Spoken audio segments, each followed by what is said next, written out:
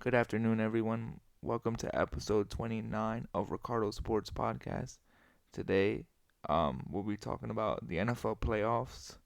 I know I missed last week. I missed Super Wild Card Weekend. Um, but just to recap here, um, we have the Jags, which beat the Chargers 31-30. We have the the Bills beat the Miami Dolphins 34-31. 49ers beating Seahawks 41-23, and uh, the Vikings losing to the Giants uh 31-24, and Dallas beating uh Tampa Bay uh 31-14, and Cincinnati beating the Ravens 24-17. I think I covered every team so far. So in the divisional round,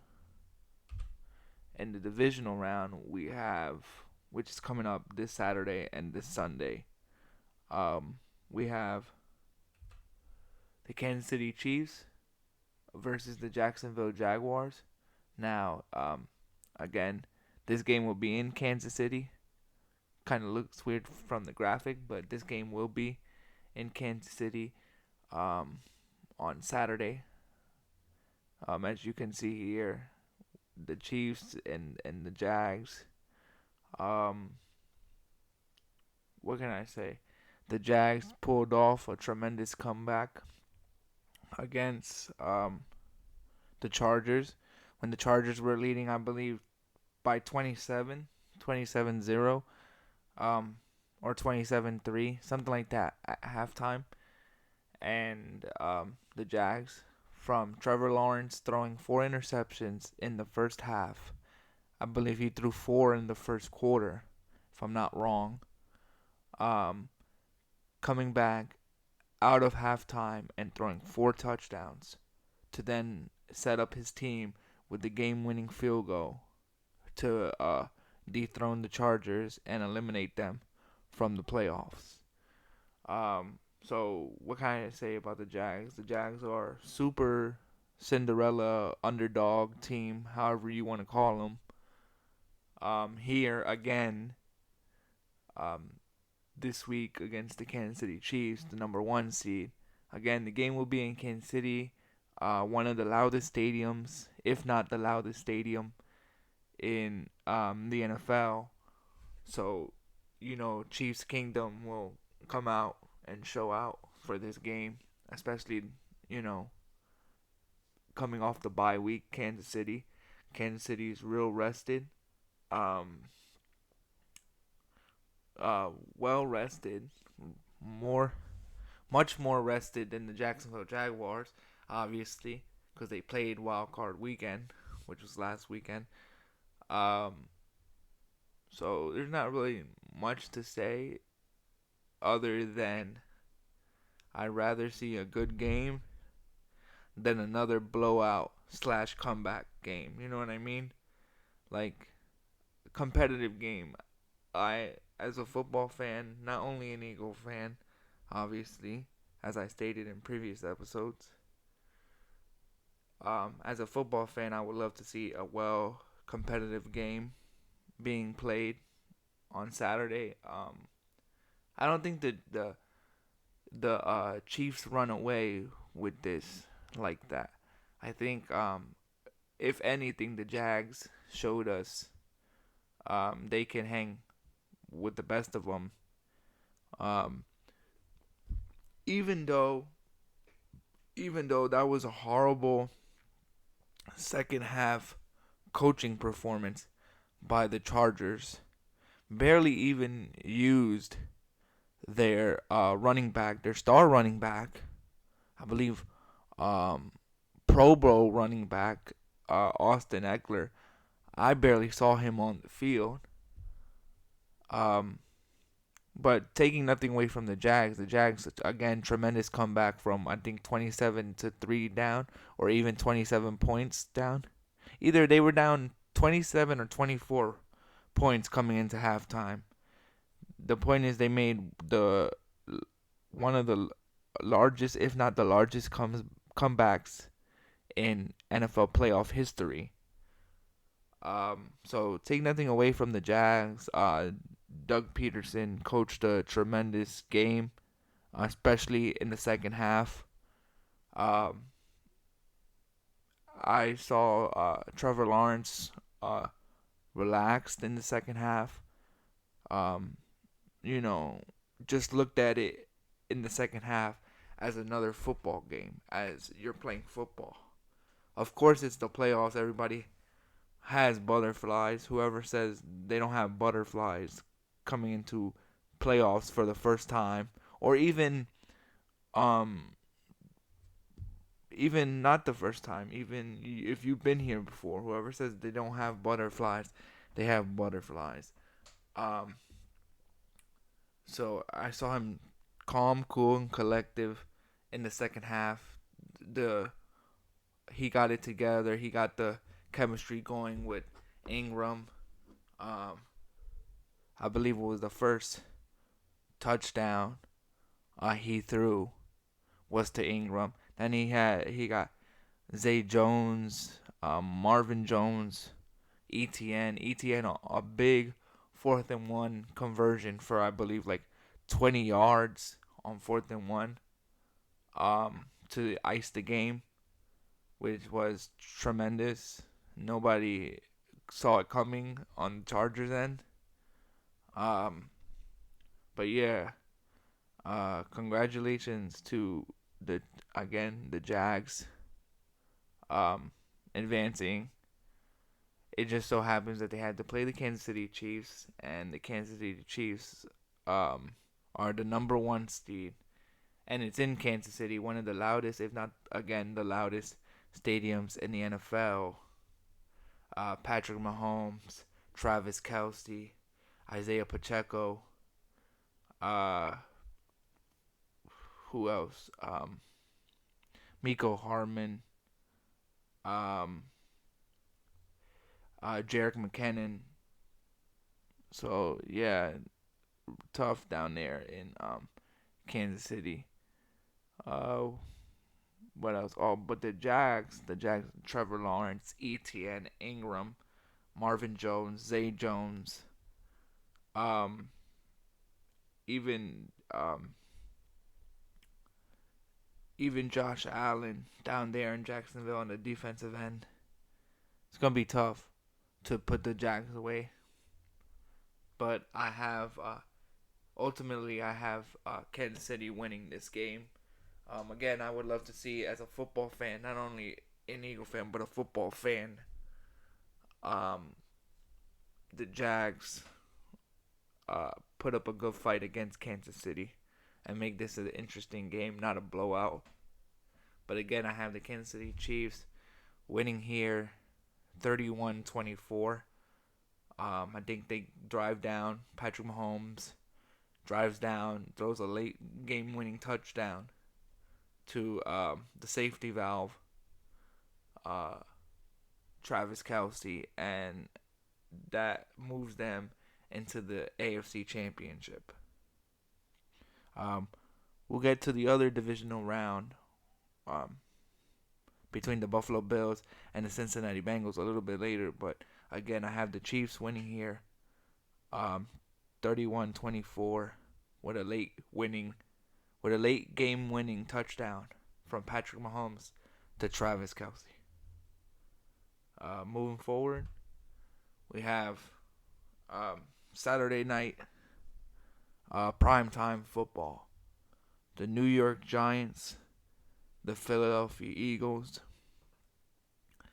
Um, as most of you guys know here, um, I'm gonna go. I'm not even gonna lie to you. Be complete bias here. I know I shouldn't, but um, not taking nothing away from the Giants because the Giants played one hell of a football game from the first quarter to the fourth.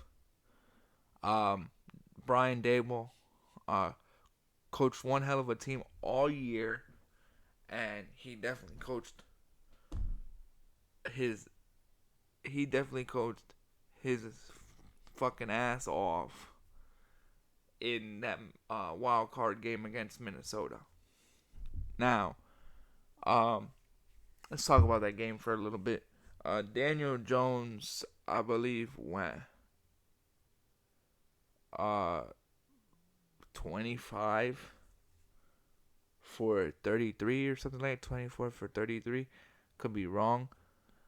On completions, 301 yards and 3 touchdowns or 4 touchdowns, something like that. Um, so Daniel Jones played one hell of a game. We saw that early in the first quarter, driving down, responding to the game opening score from Minnesota and tying it at 7. Uh, Saquon Barkley had one hell of a game. Um, so as I say that, Giants played one hell of a game in Minnesota. Um, Minnesota choked, in my opinion, at the end. Why the hell are you on 4th and 8 throwing a 3 to 5 yard pass to T.J. Hawkinson, um, and not even getting the first down?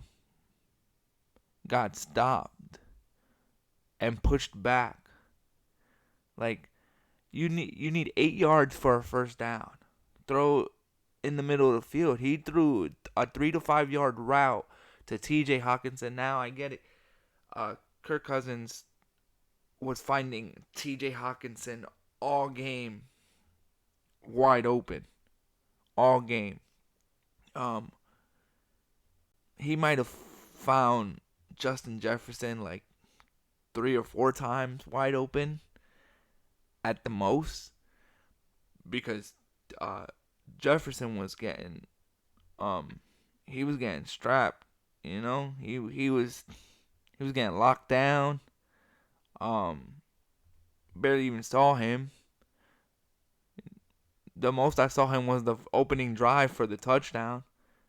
And that was about it. But um, the Giants again played tremendous defense.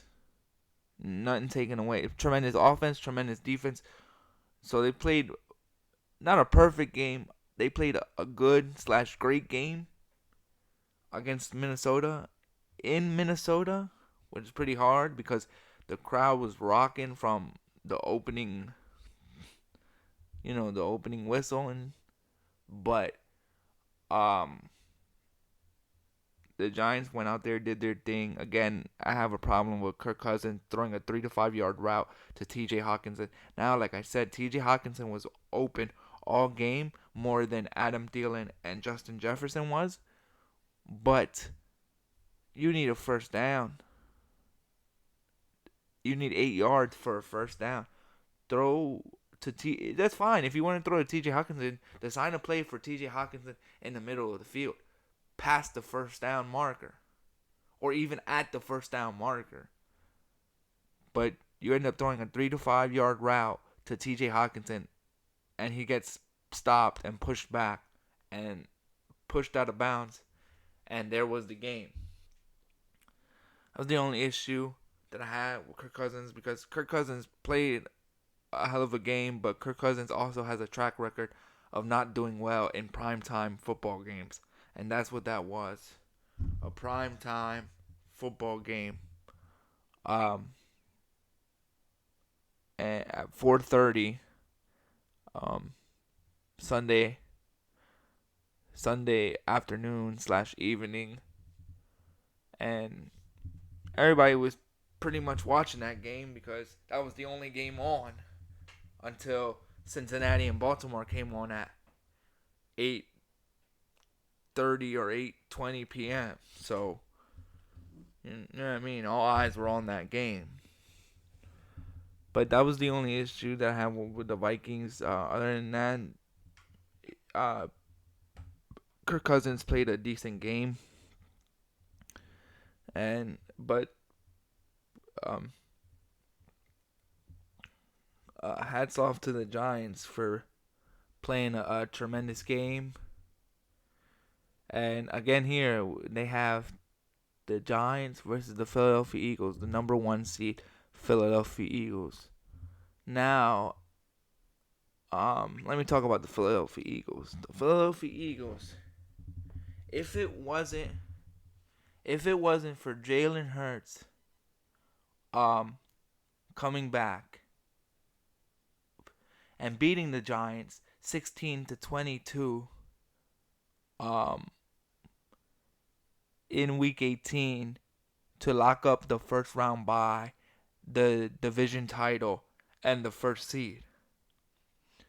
If it wasn't for him coming back, we wouldn't be the first seed. The playoffs wouldn't run through Philadelphia. Don't get me wrong. Gardner Minshew is good slash great backup, but he deserves to be a starter um, in some of these football teams. Um, you know what I mean? I'm glad as an Eagle fan we have him. He didn't play too bad against Dallas when we lost up there in Dallas a couple weeks ago. Um, he didn't. Um, and in Philly against New Orleans was a little shaky.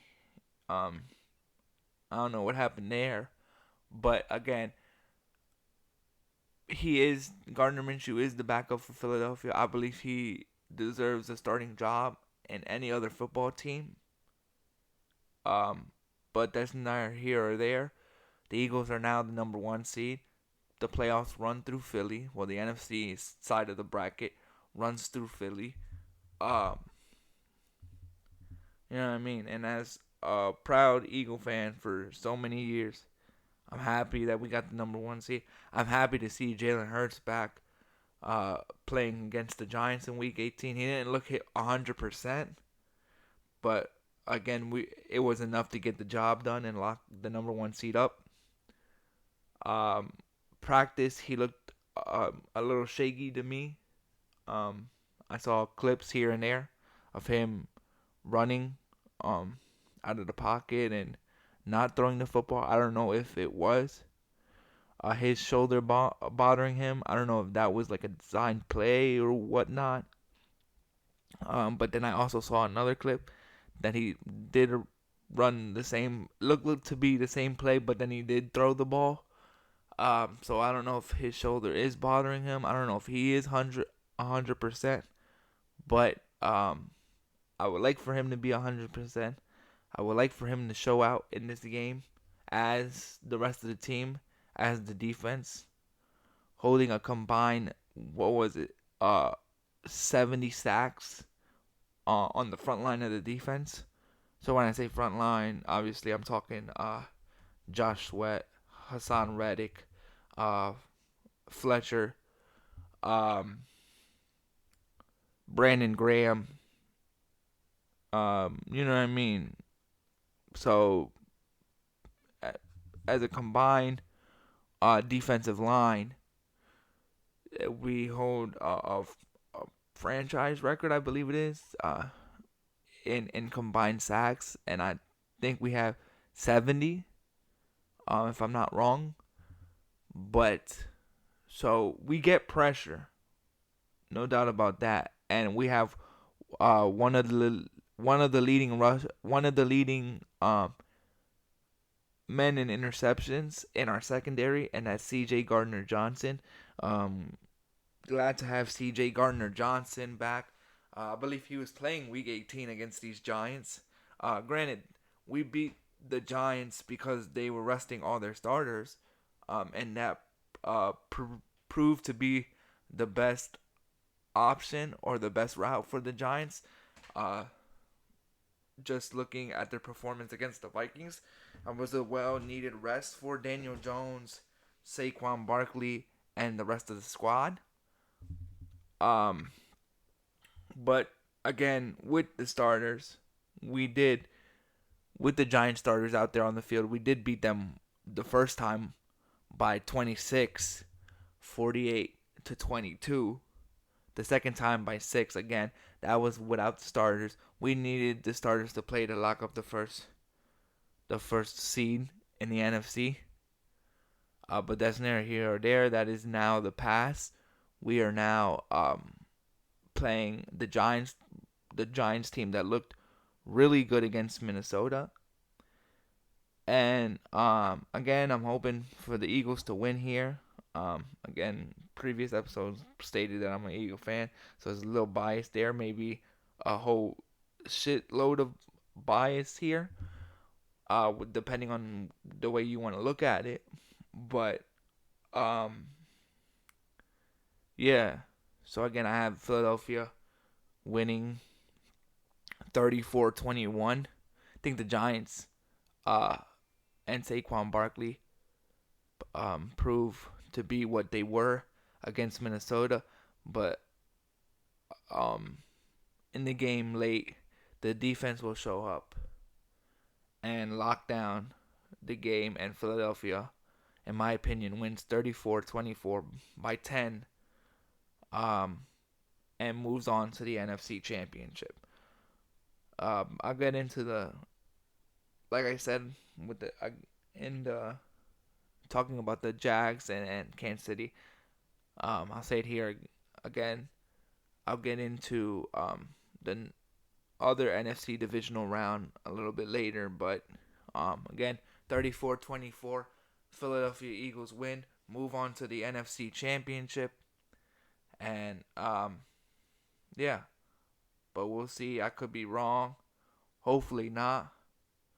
Hopefully the Eagles get the job done again, and we'll hopefully see them in the NFC Championship against who? Who knows? I'll get into that a little bit later.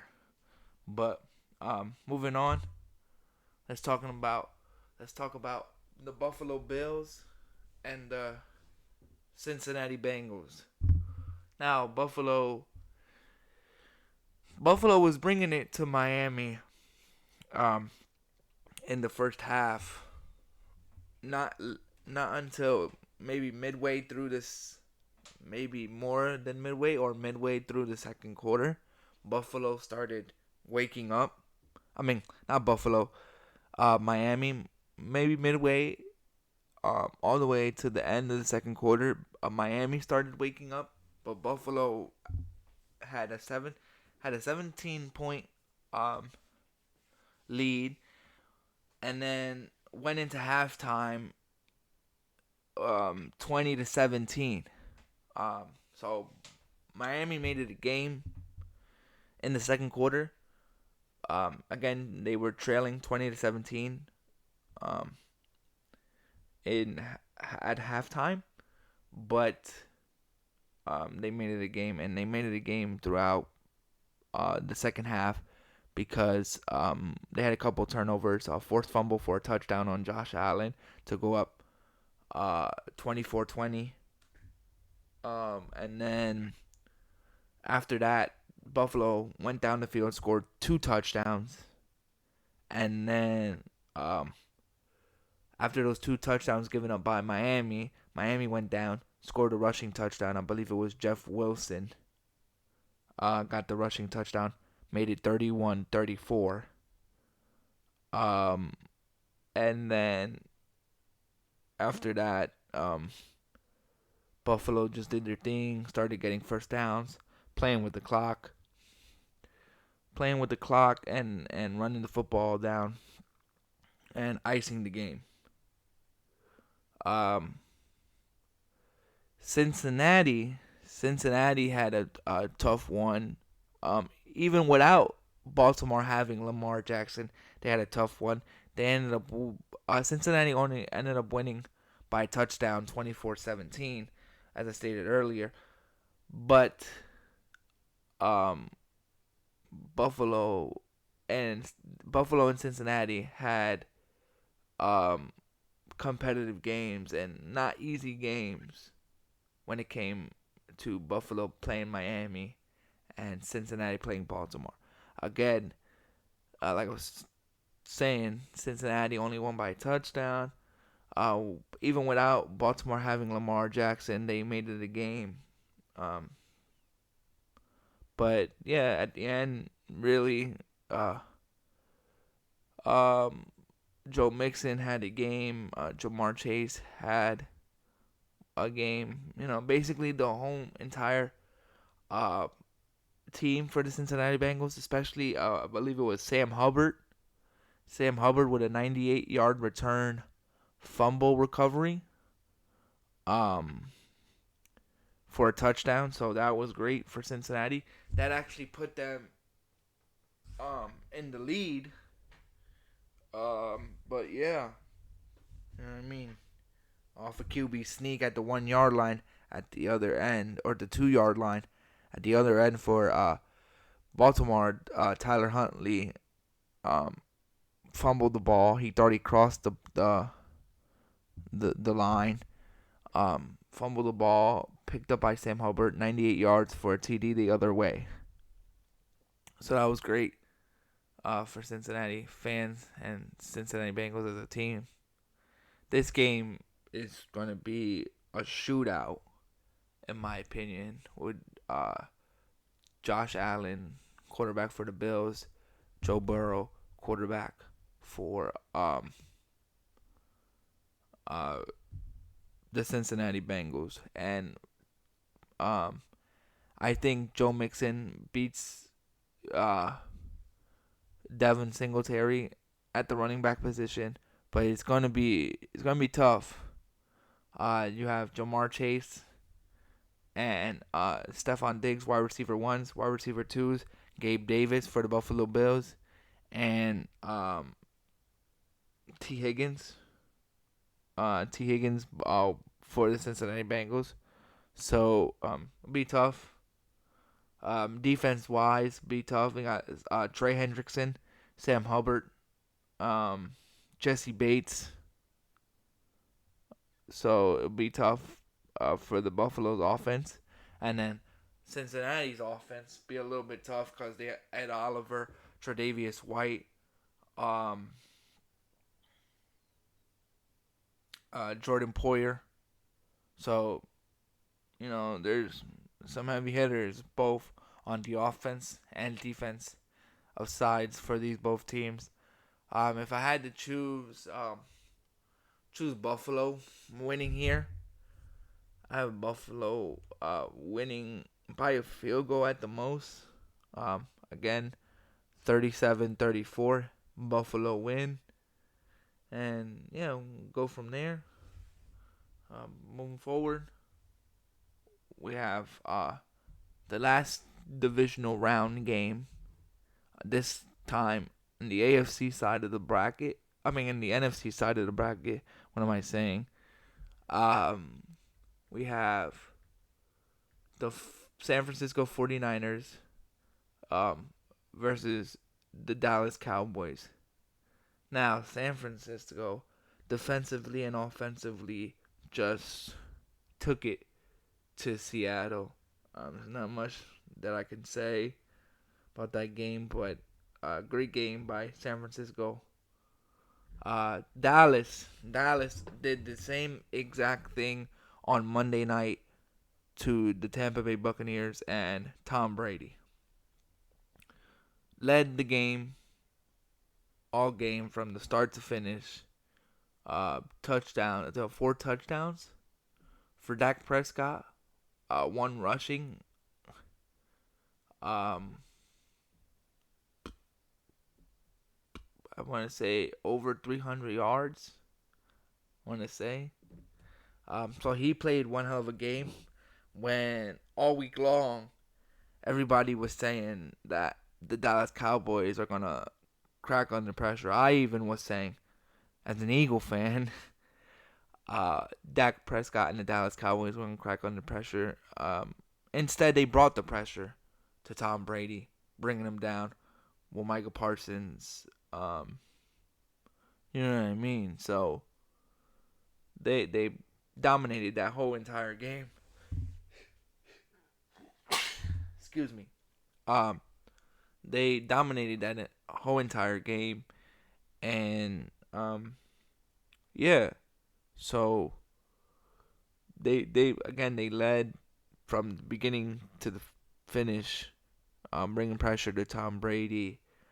Uh, there's not much I really can say. The defense was lackluster for Tampa Bay. The offense just wasn't there until late. Julio Jones with a late touchdown. Um, and then somebody else had a touchdown. I just can't remember.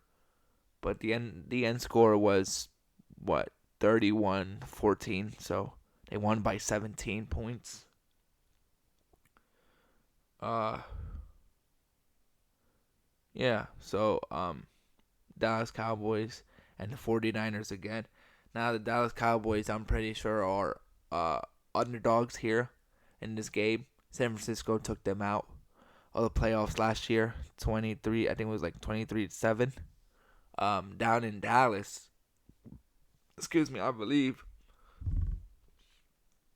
So, Dallas Cowboys are looking for revenge in San Francisco this year. So again, they have a chip on their shoulder.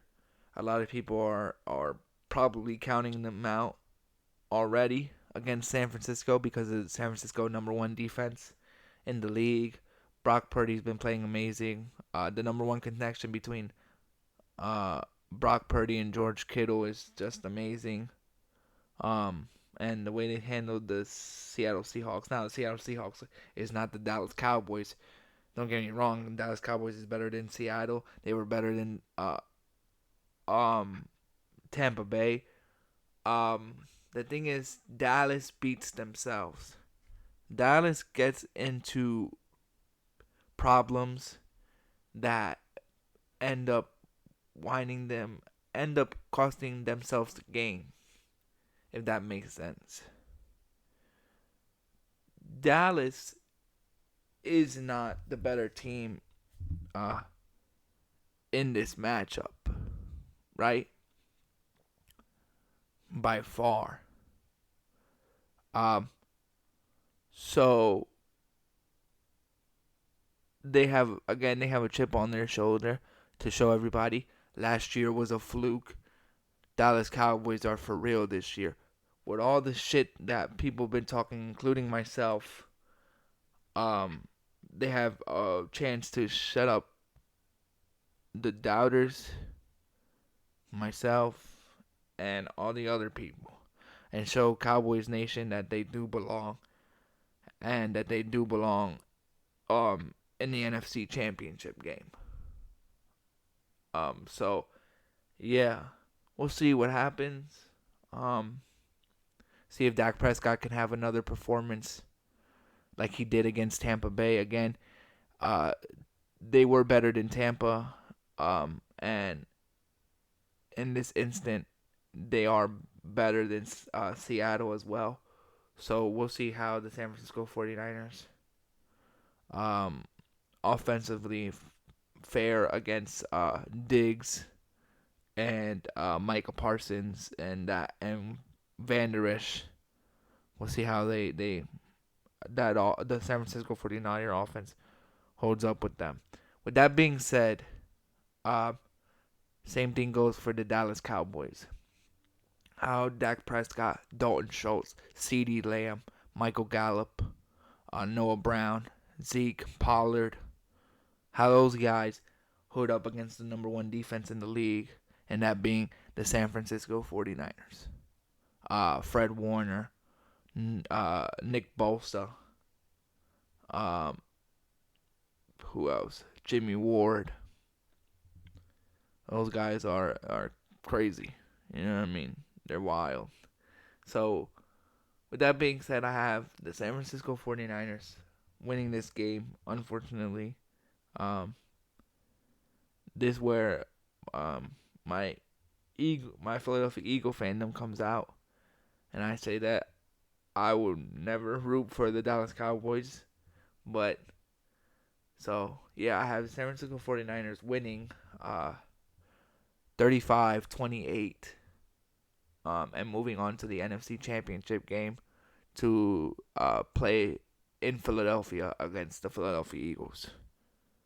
So yeah, and then I also have on the AFC side, Kansas City winning. What did I say? 31-24, and Buffalo beating Cincinnati.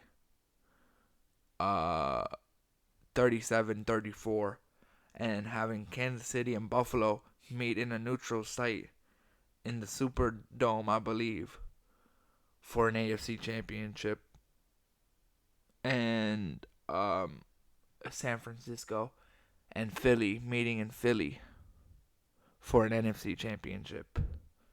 Uh, yeah, with that being said, I hope you guys enjoyed. This was Ricardo Sports Podcast, episode 29. Hope you guys enjoyed it, and I'm out. Peace.